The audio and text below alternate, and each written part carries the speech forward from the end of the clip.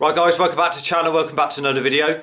In this one I'm just going to be showing you how to do the front wheel bearings in your DT Swiss XR 1700 front wheel. So let's go ahead, let's run through the steps.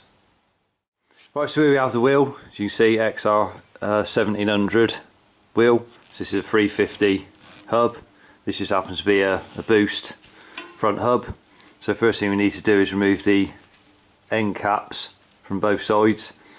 So this is like a separate cap on the end with a ring around the outside. The two parts are separate from one another. So I'll just go ahead and show you how to remove that. So as you can see there, we got the axle in the middle, down through the middle there. And then we got the end cap clamped up in the vice just with a cloth around it just to protect it. If you've got some soft jaws for your vice, then obviously you can put soft jaws in it. I'm just showing you like this just in case you haven't got a pair of soft jaws. What I mean by them is like that, they protect it with like hard rubber there that protects the cap. So if you haven't got them, just use a cloth in there like that. And then when it's in there, what you want to do is just hit up with the palm of your hands on both sides of the wheel rim. Just hit it upwards. The reason you got the axle in there, like I said earlier, just to stop you crushing the end cap in the vice. If you have to tighten the vice up a little bit, just hold it in there. You're not going to crush the end cap and misshape it, so you won't be able to get your axle through afterwards. So once you just hit up on the outside with the palms of your hand on the wheel rim both sides, just hit it up, and then once you've done that, it just lifts up like that. You can see the end caps come off there with that ring that's holding it is in there. So all I do is just pull the axle back out of the way through the middle slightly, and there you have the outer ring there and the end cap. It's removed so you can see the bearing just there. So now you can repeat that process on the other side, on the disc side. So on the disc side, see, as you can see, what you're better off doing is removing your disc rotor out of the way to do this, because obviously when you got it in the vice like that, you want as much clamping onto that cap as possible. You don't just want it sat right on the end of it. So you can remove your disc. So you could have a center lock one or a 6-bolt disc. This one's 6-bolt, so it's just a T25 Torx bit to undo your bolts. Obviously if you've got a centre lock, just remove your nut off the middle. So there we have the cap off of the disc side. So now we go ahead and we'll remove the bearings. So to get the bearing, so we just do the disc side first, just to show you. There's a sleeve down in between the two bearings there. So you got to off centre that sleeve slightly to be able to knock them out. So don't use anything metal in there to off centre it, because if you put a little burr on that sleeve in the middle, when you go to put your axle back through, the axle's the same size diameter as the inside of the sleeve. So if you put a burr on it, you might not get your axle back through. So if you use a small screwdriver, plastic handle, rubber handle, and just put in there and just push it to one side like that, what happens is, just inside the bearing on the sleeve, then it will just off centre it ever so slightly. So there'll be an edge in there, just a small edge. So therefore when you put that down on a block of wood like this, on a hard surface or a bench, I'm just showing you on a block of wood just so you don't need any special tools to get that out. So if you've got a good bench, just put it on that. Then with your punch, you just put that down inside like that, and then in the bottom it'll just be resting on the lip of the bearing, but down in the bottom like that. So the inner race there, it'll be touching just in there. It won't be a lot, it'll just be resting on it. So that the smaller the punch you got, the better. Just be able to rest on there. And then what you do is, all you'll do is give that a tap on there, and then move the sleeve across, do the other side. Don't hit it out all in one place, you'll hit it out crooked. You need to crisscross it to hit the bearing out. So I'll just go ahead, I'll show you. So as you can see there, the bearings come out now. It's flush with the end. So if you've got that line on the block of wood, it won't come out any further because it's flush now. So what you want to do then is just get a couple of blocks equal heights like that, and then just put your hub down like that, so it's just resting on the block like so, just so that way that the bearing's still got room to come out and down. Now the reason that it's tight to get those bearings out and the collar in the middle doesn't seem to move much is because that collar in the middle spacer has got two rubber O-rings on it.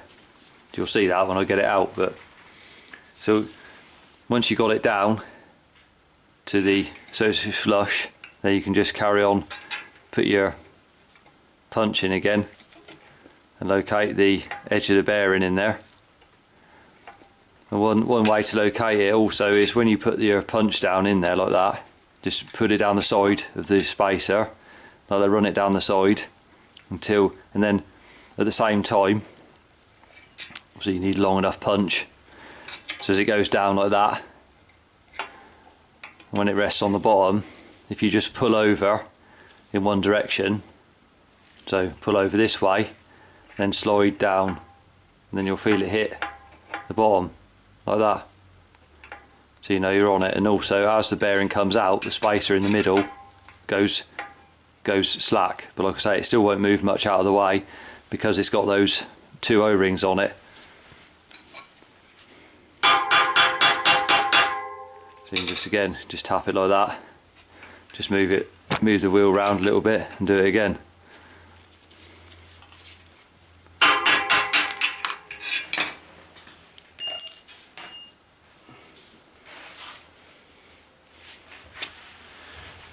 And there you have the bearing like that out of the this side, and then like I say, the spacer in the middle, as you see there, it's got a couple of O-rings on it that sit in the grooves like that, both ends. So that's why when you're trying to move this over to get to the bearing, those O-rings are hitting against the body of the hub on the inside, so it's hard to push it over to get it out of the way. So like I said, when you put that down there like that, as it goes down the edge of it, slide it down the side and then push over at the top like that, so as it pushes the O-ring at the bottom out of the way against the side of the hub, so as your end of your punch can make contact with the bearing. So basically it's like it's an angle inside like that, so you're levering over at the top and it's pushing the sleeve over like that. That might help you hit it out. So now we've put the hub down on the opposite side, so this side's up in the air like that, so we remove this bearing.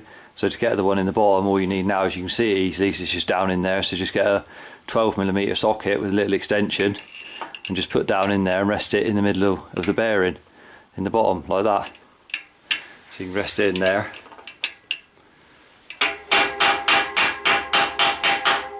Then just tap that down, and then the bearing again will go flush with the end of the hub. So when it's flush, what you can do is just put your socket in there like that, so it's resting on there, and then just hold it up, just hold the wheel up just above the block slightly. Just give it a couple of taps. There's the bearing from the non-disc side. So now we've got an empty hub. So what we've got to do is now just clean up any dirt and old grease in there in the hub, and then we're ready to reassemble it. So before we go ahead and put the bearings in, what we want to do is just make sure you've got some grease on the inside of the hub, both sides, where the bearing's going to sit. You just put a smear of grease over there, like that.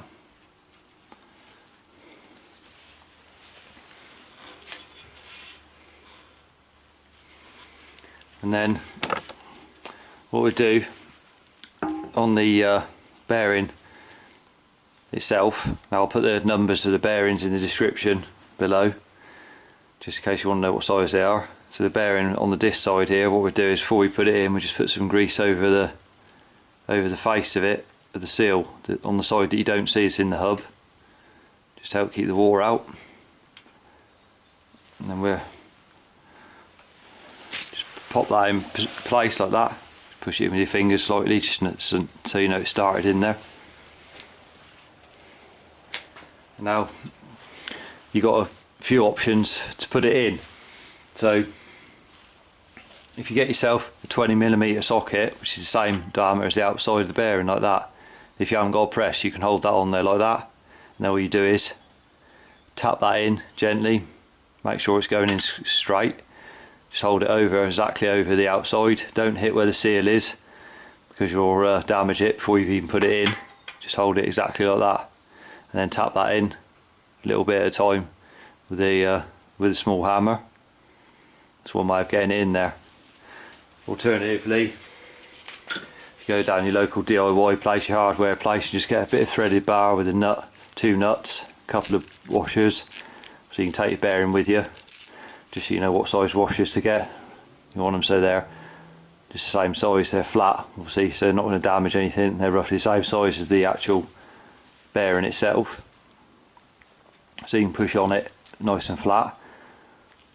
So a few washers like that and a couple of nuts, that's a cheap alternative way of press if you're not going to use it very often. That's a cheap way of getting one, making one yourself. Bit of threaded bar, a couple of nuts and washers. Alternatively, you could just get yourself a bearing press with the right size adapters for the bearings. If you're going to be doing it more often, then you have to purchase a bearing press. So what you're going to do is just sit that on there like that. I'm just going to put this side in, the disc side first. Then we've got an adapter on the other side that fit in the empty hole where the bearing should be, like that, so just lock it in place.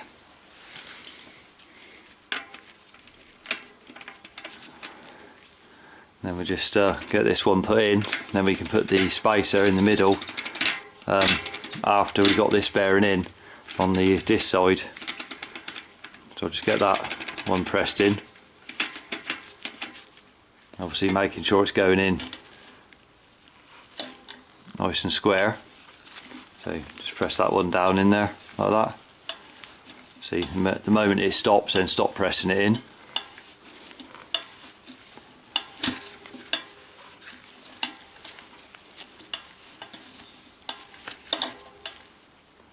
So that stopped there, that's enough. And just back the tool off. Then remove your adapters, and then we can put the spacer in the middle and then do the other side. So what I'm going to do is just put some grease around the end of that sleeve, the spacer for the middle, like that. Now I'll just lower it in place, like so. I'll just put some on this end as well.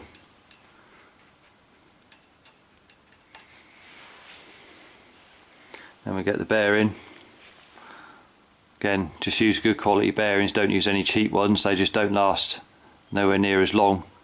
Put some grease over the inside the seal there, what you don't see. Then we just sit that in place like that.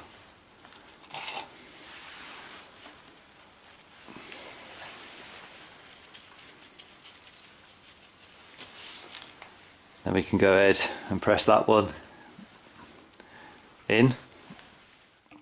So we're just going to push the non-disc side in now.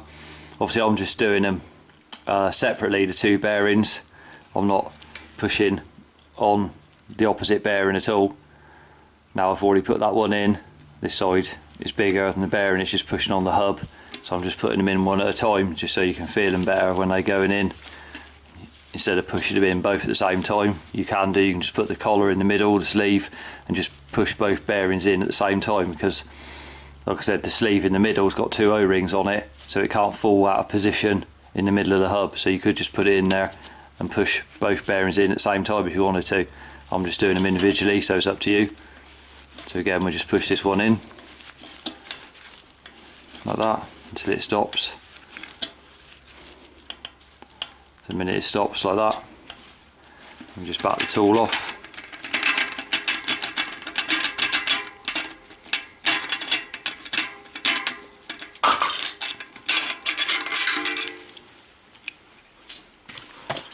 So that's both bearings installed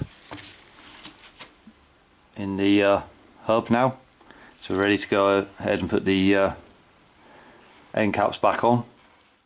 So before I put the end cap back on, just put a bit of grease over the face of the bearing there, like that. Just keep the moisture out of it, and then we'll just rest it down like that on your bench or your block of wood, and then with your end cap, just put some grease over the end of that as well before we put it in, and just rest it in there like so, in the middle. And then with it's a 21mm socket, so that rests over the top of there like that and sits on that ring. Then we just tap that in.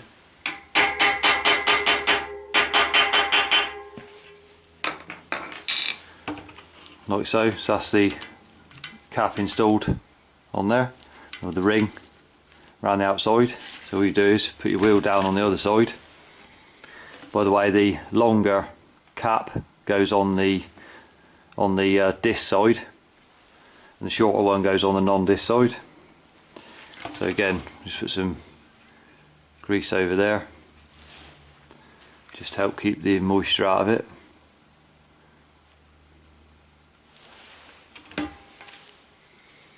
And again, with your end cap, put some grease over there, like that. And again, just place that on there like that.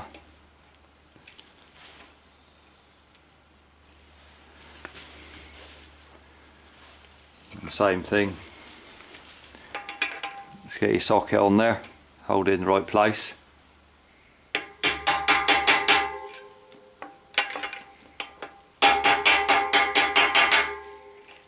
And just tap it down.